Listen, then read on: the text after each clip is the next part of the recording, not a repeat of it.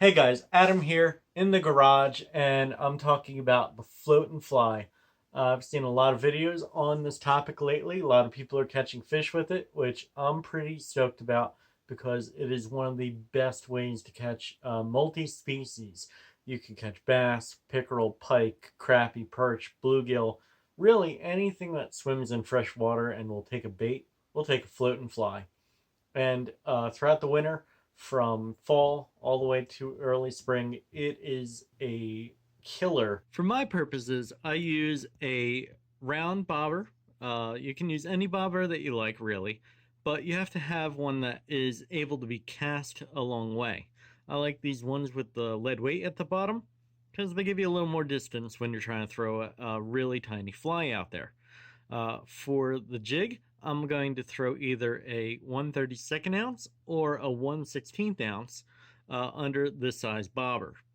You can throw something bigger or even smaller, but those two get most of the action for me when I'm fishing for all different types of fish here in New Jersey. Now, I tie my own jigs, and this is one of my own patterns. But you can use really anything on a float and fly rig. You could throw a hair jig, you can throw a crappie tube, you can throw a gulp minnow, you can even throw wacky rigs like Senkos or finesse worms. Let your imagination be your guide and go with what you have confidence in. Now, with this type of bobber, you cannot have this sliding up and down the line. Otherwise, it's just going to slide freely and you're not going to get the desired effect from your float and fly rig.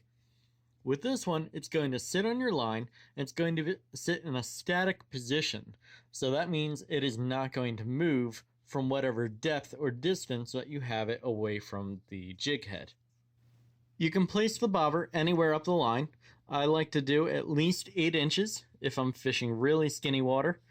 You can throw this all the way up to about 4 feet up your line, depending upon how long your rod is.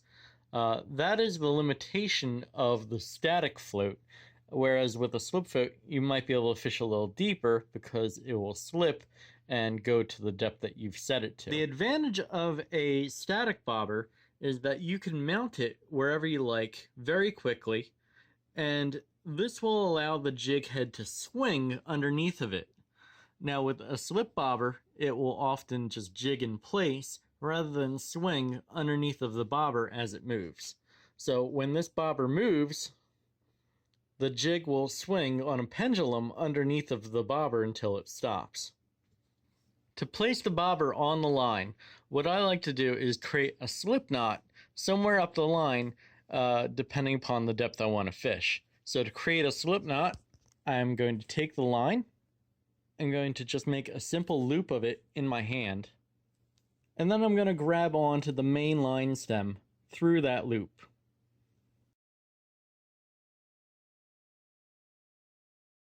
Once you set the bobber to the right depth, the jig won't move from that depth unless you move the bobber at a later point in time.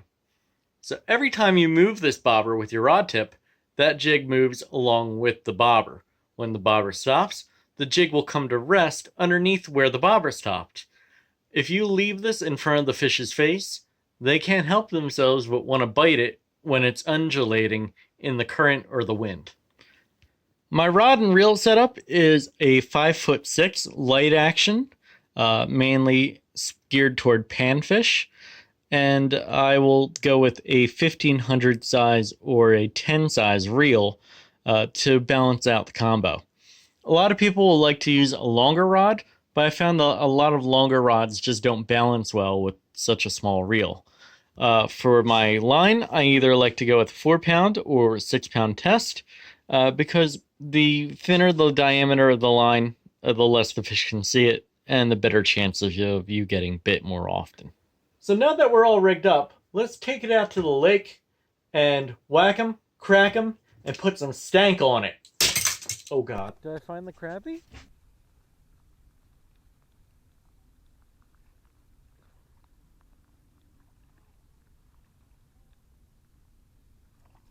Oh boy.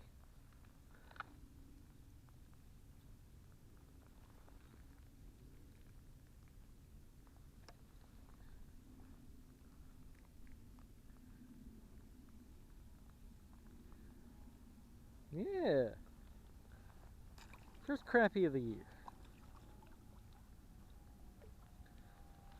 Let's see if there are any more.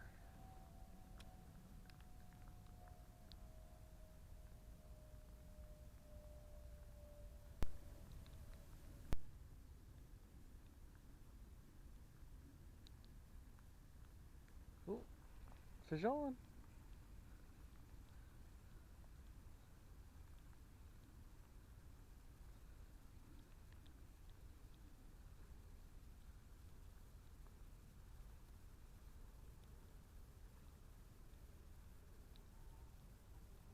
What do we got?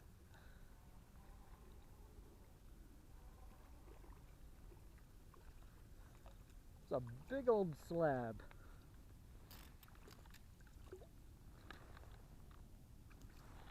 There we go.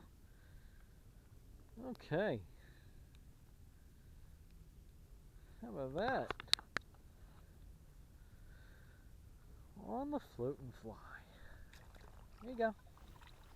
So I hope you enjoyed that little tutorial on the float and fly.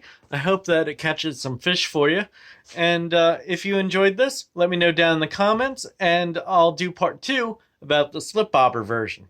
Thanks!